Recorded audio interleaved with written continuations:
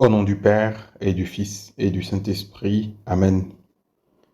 Mon Seigneur et mon Dieu, je crois fermement que tu es ici, que tu me vois, que tu m'entends. Je t'adore avec profonde révérence. Je te demande le pardon de mes péchés et la grâce de faire avec profit ce moment d'oraison. Ma mère Marie, Immaculée, Saint Joseph, mon Père et Seigneur, mon ange gardien, intercédez pour moi.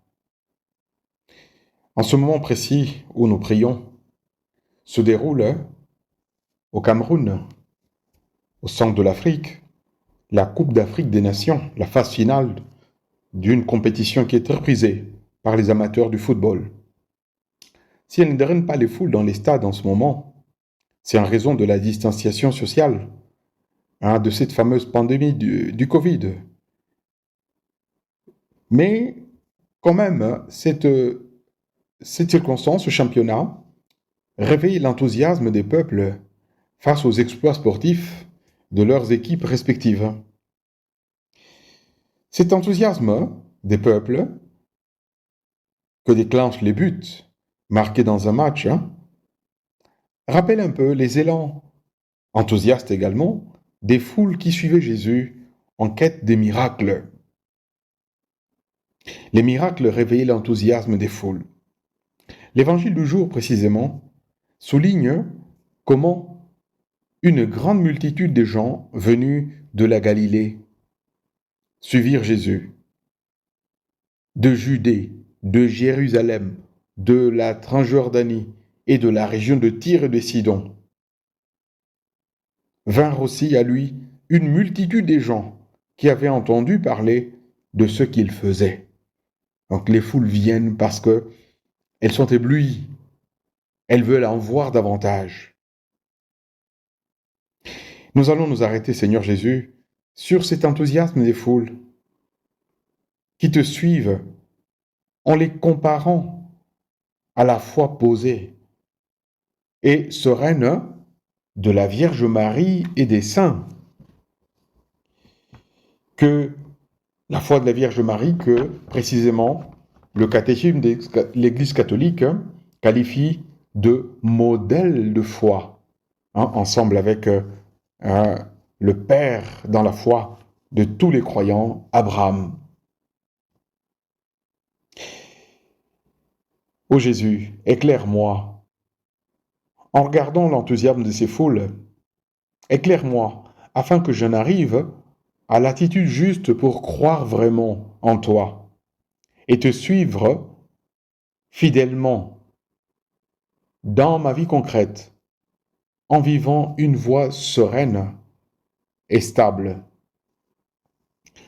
Une première réalité qui saute aux yeux dans cette adhésion enthousiaste suscitée par les miracles, c'est d'abord son inconstance. Oui, l'enthousiasme des foules est inconstant. Ces mêmes foules qui acclament Jésus, qui courent derrière lui, seront les mêmes qui diront, quelque temps plus tard, qu'il soit crucifié et qu'il meure. Pourquoi cela, ô Jésus, que les mêmes personnes qui t'acclament aujourd'hui, demain vont réclamer ta mort?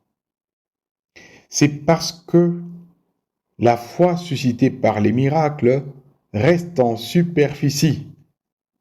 Elle est souvent superficielle. Elle n'atteint pas souvent le cœur, la personne tout entière.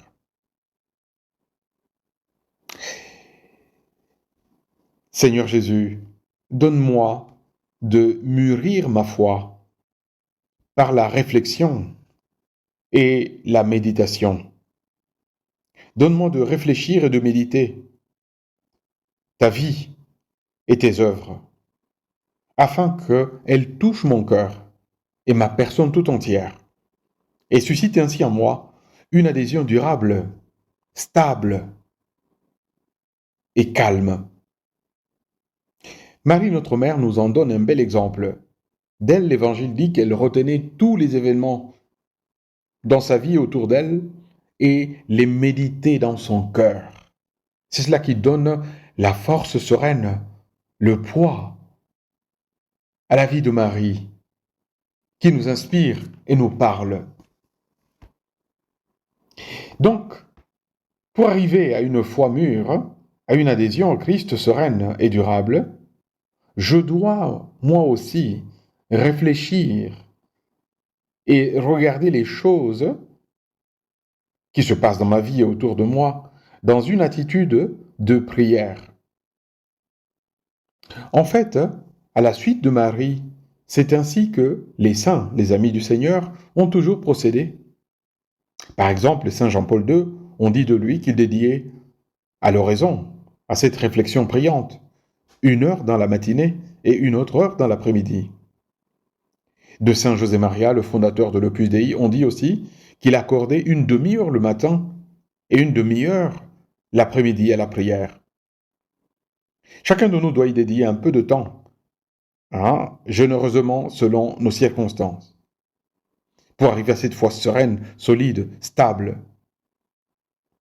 Seigneur Jésus, ne suis-je pas souvent semblable, peut-être semblable à ces foules enthousiastes et inconstantes lorsque je néglige ma prière personnelle ou lorsque je ne lui accorde pas, dans la pratique, une place dans ma journée et je dédie à d'autres choses auxquelles j'accorde davantage d'importance, la priorité dans ma vie. La vie de tous les saints témoigne de la présence de ces moments de solitude recherchés activement qu'ils ont prévus d'avance pour vaquer à ce besoin indispensable de réflexion méditative qui aide à arriver à une foi mûre et solide. En effet, les personnes saintes, ou celles qui y aspirent, Seigneur, nous aussi, nous voulons y aspirer. Les personnes saintes doivent prier et méditer sur la présence et l'action de Dieu en eux et autour d'eux. C'est ainsi qu'on acquiert peu à peu une personnalité stable, qu'on arrive à un degré d'amitié avec Jésus, notre Seigneur, et cette amitié se place au-dessus, pour ainsi dire, des ballottements, des vagues, des circonstances de la vie ou des effets de mode. On acquiert à cette stabilité qui donne à la vie des saints et des saintes son caractère charmant et attrayant. Parce qu'ils regardent les choses comme Jésus en ayant l'habitude de rester avec lui pour réfléchir en priant sur les événements de leur vie ou de ce qui se passe autour d'eux. Seigneur Jésus, j'admire la foi sereine et la constance de tes vrais amis sur le chemin de la foi. Donne-moi aussi de soigner jour après jour ces petits moments de solitude bénis.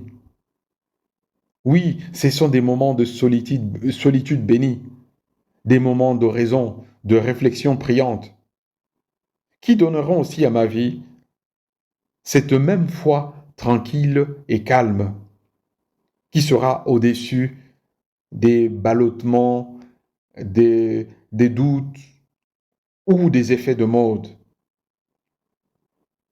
Ainsi comme Marie, Seigneur, avec ou sans enthousiasme, je serai jour après jour fidèle à tes côtés, marchant à tes côtés. Je te remercie, mon Dieu, de bonnes résolutions, des actes d'amour et des inspirations que tu m'as communiquées dans cette méditation. Je te demande de m'aider à les mettre en pratique. Ma Mère Immaculée, Saint Joseph, mon Père et Seigneur, mon ange gardien, intercédez pour moi.